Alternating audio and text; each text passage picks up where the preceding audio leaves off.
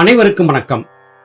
நாம் எண்ணற்ற சித்தர் உறவுகளுடைய பாடல்களை வாசித்துக் கொண்டிருக்கிறோம். அந்த வரிசையிலே இன்று முதல் அகப்பேய் சித்தர் என்று அழைக்கப்பட்ட ஒரு உன்னதமான சித்தருடைய ஞான நூல் தொகுப்பை வாசிக்க இருக்கிறோம். இவருடைய பெயர் வித்தியாசமாக இருப்பதாக எல்லோரும் கருதுவார்கள். அது என்ன அகப்பேய் சித்தர் என்று பெயர் வைத்திருக்கிறார். இந்த பெயரை மாற்றி மருவி திரித்து அகப்பை சித்தர் என்று அழைப்பதும் கூட உண்டு. இவர் நெசவாளர் மரபிலே பிறந்தவர் என்று சொல்லப்படுகிறது. இவருடைய குருவாக வியாசர் இருந்தார் என்பதாகவும் சொல்லப்படுகிறது. மற்றபடி இந்த சித்தரை பற்றியதான பெரிய குறிப்புகள் ஏதும் கிடைக்கவில்லை என்றே ஆய்வாளர்கள் கருதுகிறார்கள்.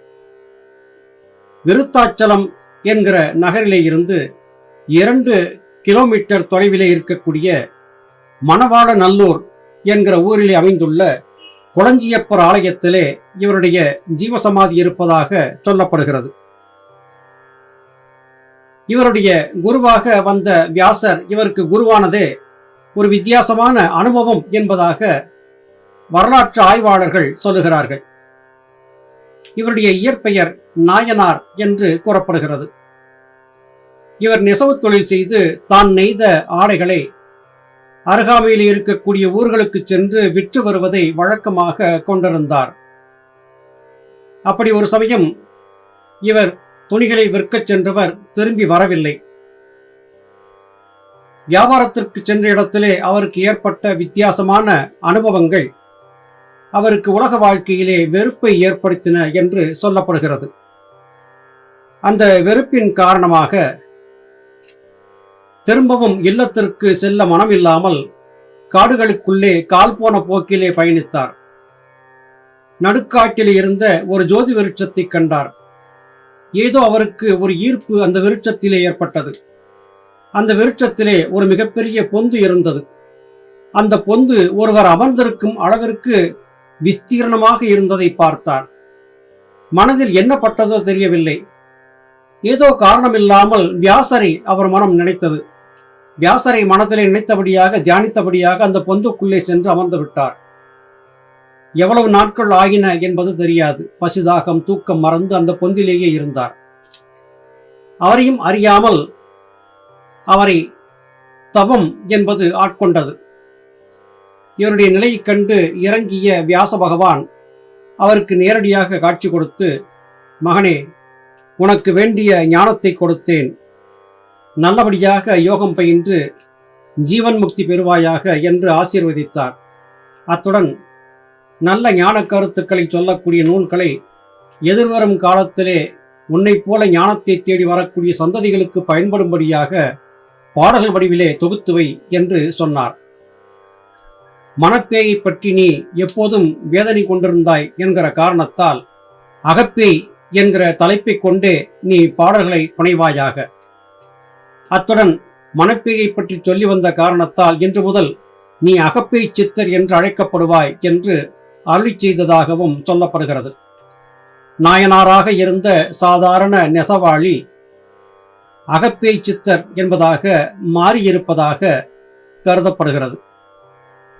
இவர் திருவள்ளுவருடைய மரபிலே வந்தவர் என்றும் கூட சொல்லப்படுகிறது. அகப்பேய் சித்தருடைய பாடல்கள் மிக மிக எளிமையான வார்த்தைகளை கொண்டு உருவாக்கப்பட்டன. ஆனாலும் கூட அதற்குள்ளே மிக மிக நுணுக்கமான பல கருத்துக்கள் பொதிந்திருப்பதையும் பார்க்க முடிகிறது. இன்றைய பதிவிலே அகப்பேய் சித்தருடைய பாடல்களிலே ஒளிந்திருக்கக்கூடிய ரகசியங்களை மெல்ல மெல்ல வெளியாக்கி அனுபவித்து ஆனந்திப்போம். நஞ்சுண்ண வேண்டாவே அகப்பேய் நாயகன் தாழ் பெறவே, நெஞ்சு மலையாதே அகப்பேய் நீ ஒன்றும் சொல்லாதே. நஞ்சு என்று இங்கே அகப்பேய் சித்தர் எதை குறிப்பிடுகிறார்? நாயகன் தாழ் பெற வேண்டும். நாயகன் என்பவர் எம்பெருமான் ஈசன், ஜீவனாகிய சிவன். சிவனின் திருவடிகளை சென்று சேருவதற்காக நீ நஞ்சு உண்ண வேண்டாம் என்று தன் மனத்திற்கு சமாதானம் சொல்லுகிறார். உலகிலே பேய் எது என்று கேட்டால் அது அவரவருடைய மனம்தான். மனப்பேய் தான் பெரிய பேய். அகப்பேயை அடக்குவதுதான் கடினமான காரியம். இந்த பேய் பிடித்துவிட்டால் அவ்வளவு சுலபத்திலே நம்மை விட்டுவிடாது. இந்த பேயிடமிருந்து தப்பிக்க வேண்டும் என்றால் அந்த பேயை முதலிலே நட்பாக்கி கொள்ள வேண்டும். அதன் பிறகு மெல்ல மெல்ல அடிமையாக்கி கொள்ள வேண்டும். அதன் பிறகுதான் அதை அழித்து ஒழிக்க முடியும் என்பதாக அகப்பேய் சித்தர் கருதுகிறார். நாயகன் என்று அழைக்கப்பட்ட எம்பெருமான் ஈசனுடைய திருவடிகள், சந்திரகலை, சூரியகலை இவையே வாசிக்கால்கள் என்று நாம் எண்ணற்ற சித்தர் பெருமக்களுடைய பாடல் வாயிலாக தெளிவாக அறிந்திருக்கிறோம். எனவே சந்திரகலை, சூரியகலையை பற்றி பிடிப்பதற்கு நஞ்சு உண்ண வேண்டிய அவசியமில்லை என்று குறிப்பிடுகிறார். நஞ்சு என்று இங்கே அகப்பேய் சித்தர் சொல்லுவது கஞ்சா என்கிற மூலிகையை. அந்நாட்களிலே கஞ்சாவை மென்றும் கஞ்சாவை புகைத்தும் வாசியை நிலைநிறுத்துவதற்காக பலர் முயன்று கொண்டிருந்தார்கள். அது அவசியமில்லை. மனதை சுலபமாக நம்முடைய வழிக்கு கொண்டு வந்துவிட முடியும் என்று அகப்பேய் சித்தர் கருதினார். அதனால் இந்த கஞ்சா முதலியவற்றை புகைக்காவிட்டால் ஞானம் கிடைக்காது என்று மலைத்து போய் இருந்து விடாதே. இதை பற்றிய கருத்து சொல்லக்கூடியவர்களிடத்திலே சென்று வலுவிலே நீ உன்னுடைய கருத்துக்களை சொல்லவும் சொல்லாதே. உன் போக்கிலே பயணப்பட்டு கொண்டிரு. ஈசனை நம்பு. மனத்தை ஈசன்பால் செலுத்துவதை வழக்கமாக கொண்டிரு. தாமாகவே மனம் வயப்பட்டு வருவதையும் கட்டுப்பட்டு வருவதையும் நீ காண்பாய் என்று குறிப்பிடுகிறார். பராபரம் ஆனதடி அகப்பேய் பறவையாய் வந்ததடி. தராதலம் ஏழ் புவியும் அகப்பேய் தானே படைத்ததடி. ஒன்றுமில்லாததிலிருந்தே இத்தனையும் உருவாகின. சூனியம், வெட்டவெளி, ஆகாயம் என்று அழைக்கப்பட்டதே பராபரத்தின் தத்துவமாக இருக்கிறது. பராபரம் என்பது எதுவுமே இல்லாத பூச்சியமாக இருக்கிறது, வெட்டவெளியாக இருக்கிறது. அந்த வெட்டவெளியிலே இருந்துதான் இன்றைக்கு மனிதர்கள் வாழ்வதற்கு தகுதியானவை என்று சித்தர்கள் கண்டறிந்திருந்த 7 பூமிகளும், அந்த பூமிகளை சுற்றி இயங்கிக் கொண்டிருக்கக்கூடிய கோள்களும் நட்சத்திரங்களும், இப்படியான அண்டங்கள் யாவும் உருவாகின. இத்தனையும் படைத்தது எது? எதுவுமே இல்லாத ஒன்றுதான் இத்தனையும் படைத்தது. அந்த ஒன்றுக்கு பெயர் வைக்கலாம். சித்தர்கள் சொல்லி இருக்கிறபடியாக பார்க்கும் போது ஏதுமே இல்லாத பூச்சியத்திற்குத்தான் பராபரம் என்று பெயர். அந்த பராபரத்திலே இருந்து 7 உலகங்கள், உலகங்களிலே வாழ்ந்திருக்கக்கூடிய உயிர்குலங்கள் இவை யாவும் உருவாகின. பராபரம் கண்டறிய முடியாத தத்துவமாக இருக்கிறது. எவராலும் உணர்ந்து கொள்ள முடியாத, புரிந்து கொள்ள முடியாத ஒரு மிகப்பெரிய ரகசியமாகவே பராபரம் என்பது இருக்கிறது. அந்த பராபரம் ஒன்றுமே இல்லை என்கிற நிலையிலே இருக்கிறது. பராபரம் என்பது ஆகாய வழியாக இருக்கிறது. ஆகாய வழிக்குள்ளே அண்ட சராசரங்கள் இருக்கின்றன. ஆனால் பராபரம் எங்கே இருக்கிறது, பராபரம் எதற்குள்ளே இருக்கிறது என்று எவருக்கும் தெரியாது. அது அகண்டு விரிந்து கொண்டிருக்கக்கூடிய ஒரு அற்புத ஆற்றல். வினாடிக்கு வினாடி ஆகாயம் என்பது விரிந்தபடியாகவே இருக்கிறது. இந்த வெட்டவெளியாகிய பரவெளி என்பது எவராலும் கண்டறிய முடியாதது. ஆதிச்சித்தர் என்று நாம் அறிந்திருக்கக்கூடிய எம்பெருமான் ஈசனாலும் கூட இந்த பராபரத்தின் தத்துவத்தை புரிந்து கொள்ள முடியவில்லை. எதற்காக பரா அபரம் என்று சொல்லி இருக்கிறார்கள் என்றால், பறந்து விரிந்திருக்கக்கூடிய மிகப்பெரிய ஆற்றல் என்று குறிக்கும் விதமாகவே இந்த சொல் பயன்படுத்தப்பட்டது. இப்படி ஏதும் இல்லாத ஒன்றிலே இருந்து எத்தனையும் உருவாகி இருக்கின்றன.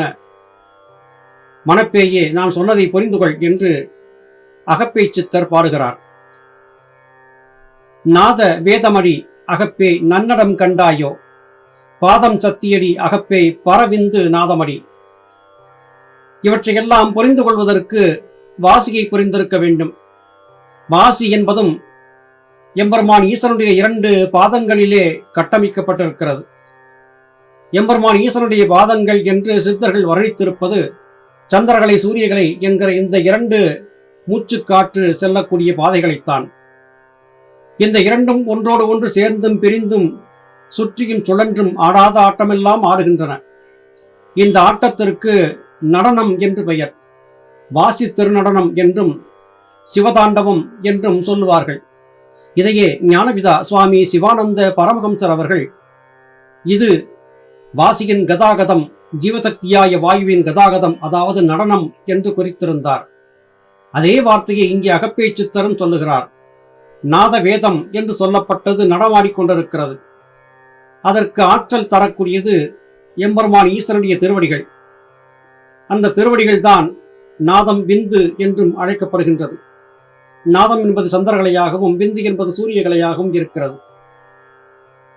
மணப்பேயே, நான் சொல்லியிருக்கும் இந்த நுணுக்கமான விளக்கங்களை உள்வாங்கிக் கொண்டு புறத்திலே சென்று சலித்துக் கொண்டிருக்கக்கூடிய உன்னுடைய போக்கை இத்தோடு நிறுத்தி கொண்டு விடு.